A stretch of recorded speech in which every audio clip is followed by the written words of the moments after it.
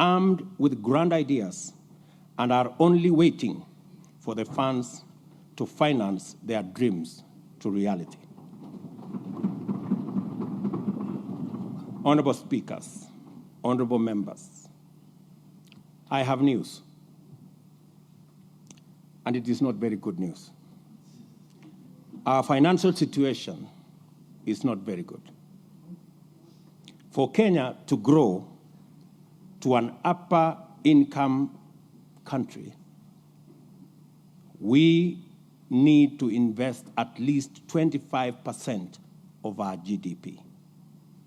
Our current national savings is below 10% of our GDP, which translates to an investment savings deficit of 15% of our GDP. Over the last decade, we have sought to close this gap with public borrowing. This year alone, we budgeted to borrow $900 billion to finance both development and recurrent expenditure. You're all aware that our total collection is $2.1 trillion, which is only enough to pay debt and to pay salaries. Everything else, we have to borrow.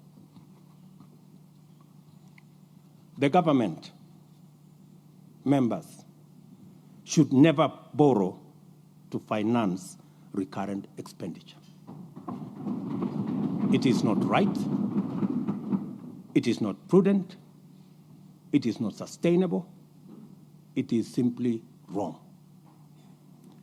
We must bring ourselves and our country to sanity. Over the next 3 years, we must reverse this and go back to the situation where government contributes to the national saving efforts by keeping recurrent expenditure below revenue. To this end, I have instructed Treasury to work with ministries to find at least 300 billion shillings in this year's budget so that we can remove it, because the market cannot sustain the kind of borrowing we are doing as government.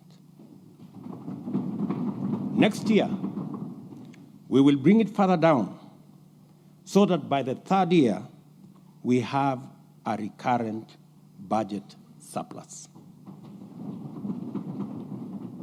This we must do, members, because it is the right thing for us to do.